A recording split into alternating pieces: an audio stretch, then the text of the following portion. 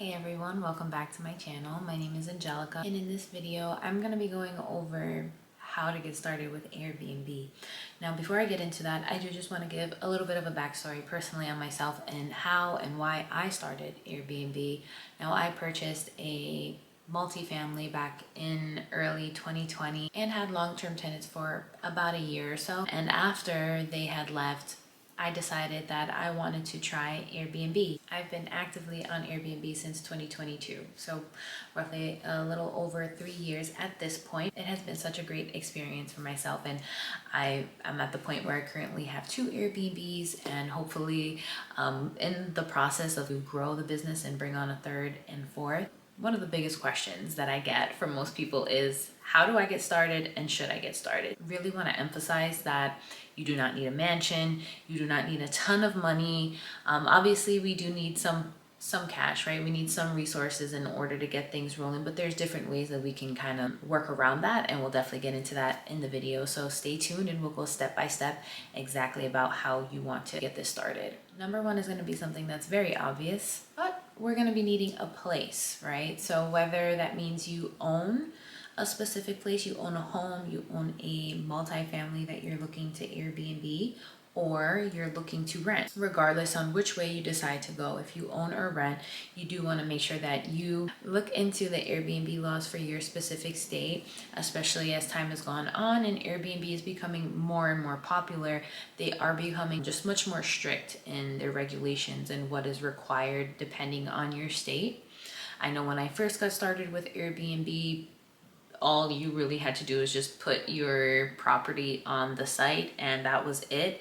Now I live in the state of Rhode Island, which requires registration, and there's also a fee tied to that. As of right now, that's all that's required, but there's a lot in the works on, them doing different things such as taxes, and it really depends so much on each individual state. So I do want to make sure that I make that clear. Take a look into your local state laws to understand what the short-term rental policies are there. When it comes to owning or renting, it really is, dependent on each and everyone's specific situation. If you have a property that you own and you're thinking that this may be something that you want to try out, maybe you go and you rent an apartment for yourself, because you would actually make more money Airbnb your home than you would Airbnb another place, or that's just kind of how you want to start something. There's multiple ways on which you can take this.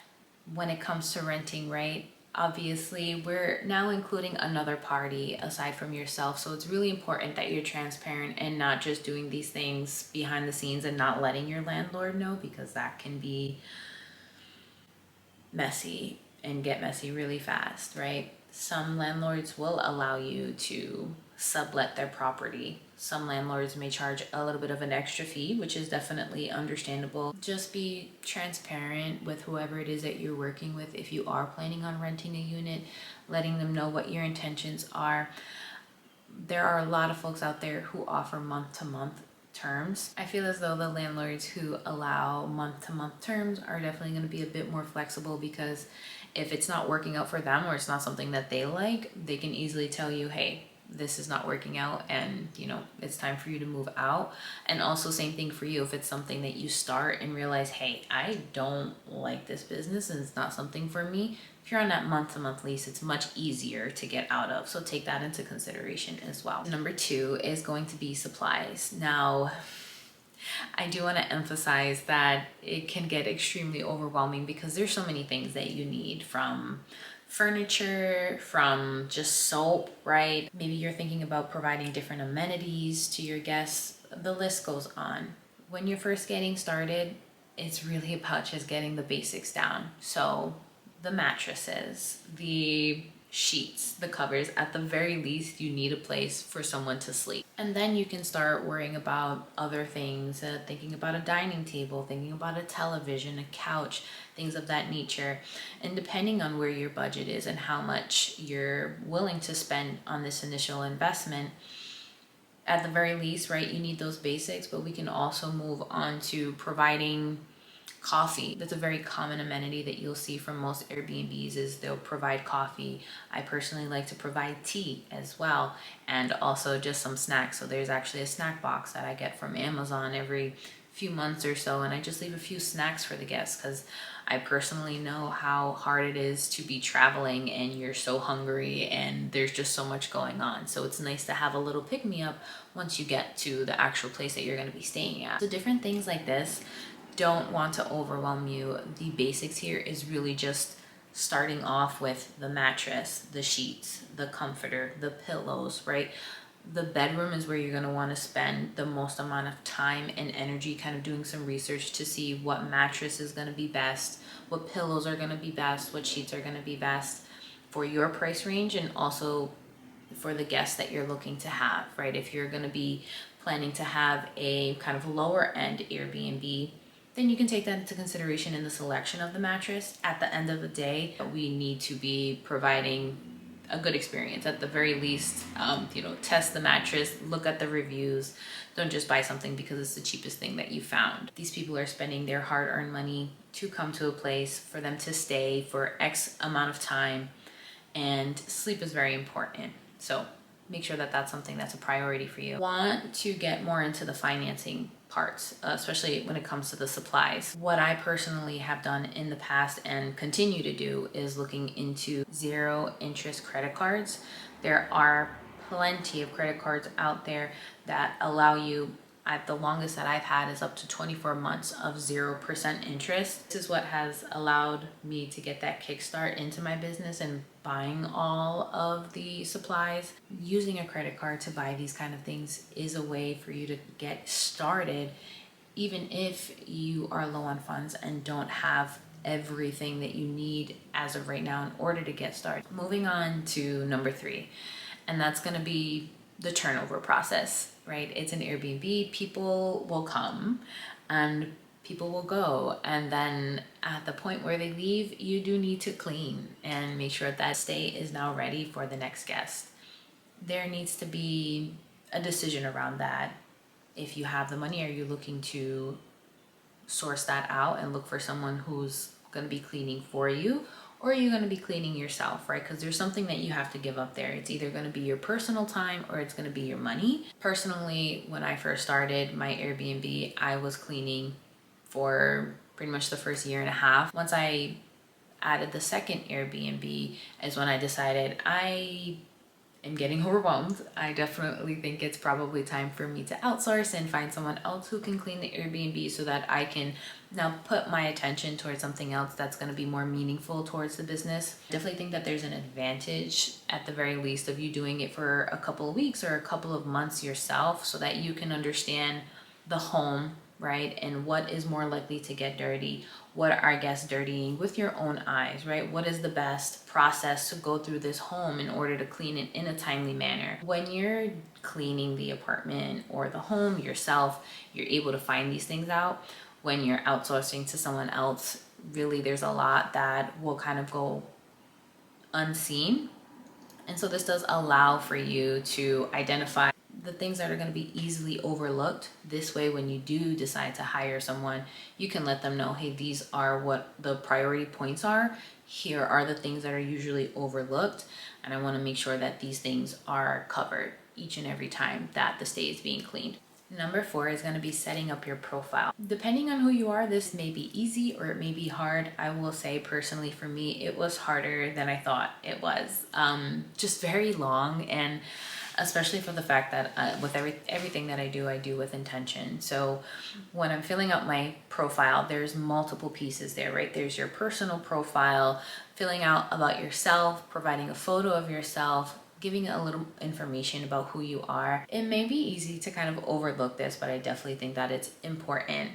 Personally, I would not want to book an Airbnb with a host who does not have a photo of themselves, or in general just does not have a photo. I would not feel safe personally.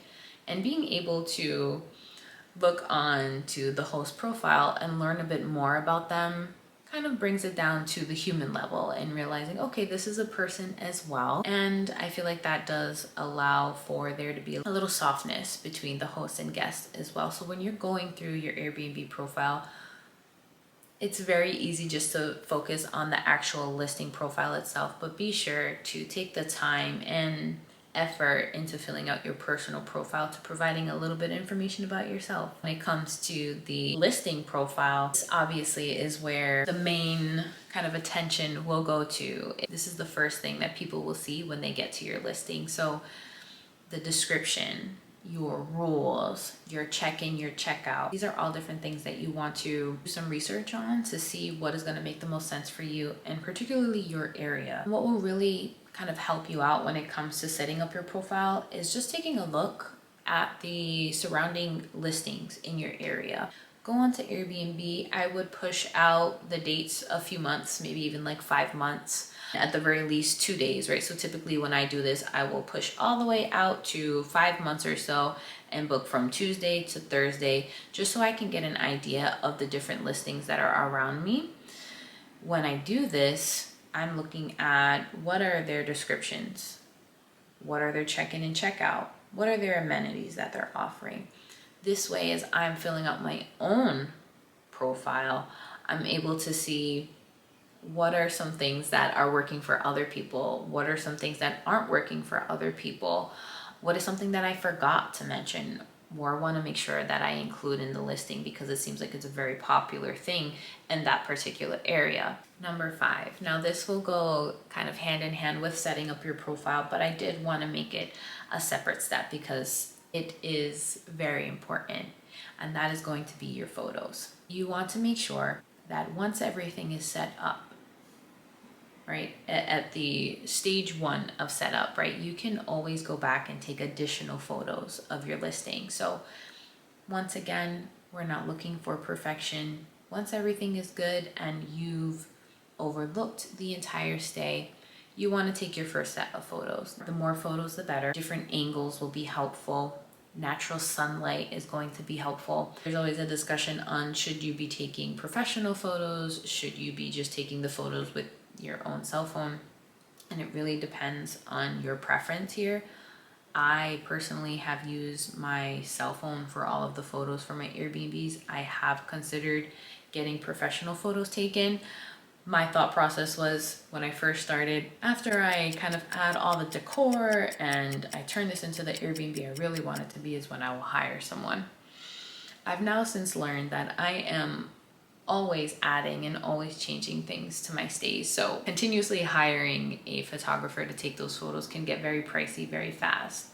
So it really depends on you and your comfortability and if that's something that you feel like you can do yourself. And step number 6 is going to be creating a process. Now, when I say process, what you want to do is put yourself in the shoes of the guest at your very best. Think if you've never been to this place before, how are you going to explain to someone where this is, how to enter, what they can use, what they can't use, what are the amenities that you offer?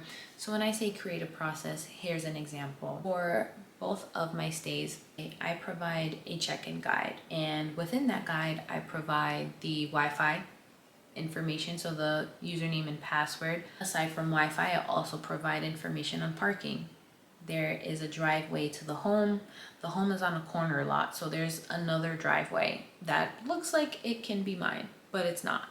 So I provide photos of the actual driveway, of the actual home, and providing specifics as to this is where you're going to want to park. How are they accessing the unit? Are you going to be having a lockbox? Are you going to be getting a Bluetooth keypad where you're able to lock and unlock with just a simple code? Really fancy door locks where you provide codes and fingerprints and can use your phone to change it.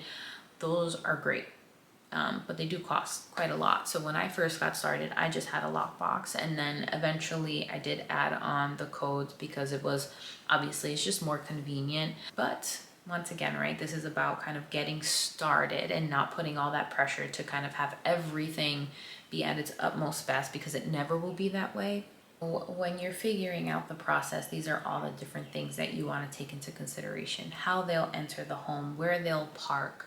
Also, are you offering a room or are you offering an entire stay? Because if you're offering a room, definitely want to provide even more information as to what they can and cannot do, what they do and do not have access to. So these are all different things, right? We want to be as descriptive yet simplistic as much as we can. To bring it all together, I want to let you know that you don't need a lot to get started. You need a space and a plan, pretty much. There are a ton of resources that you can use in order to help you out to get started, but the main thing is really just getting started, and as time goes on, we'll be able to add on different things. It's really important that you just start small and you learn as you go. That's really the key thing to this business, or really any business. But if you have any questions or any particular comments, please leave it in the comment section below. If you found this video really helpful and think that it would be helpful to have a part 2, also let me know and I can definitely create that for you. I know in this video I talked a lot about how to get started with Airbnb. In my next video, I'm going to be talking about should you be getting started with Airbnb and if it's even worth your time. So stay tuned for that. And as always, thanks for watching. Please like and subscribe.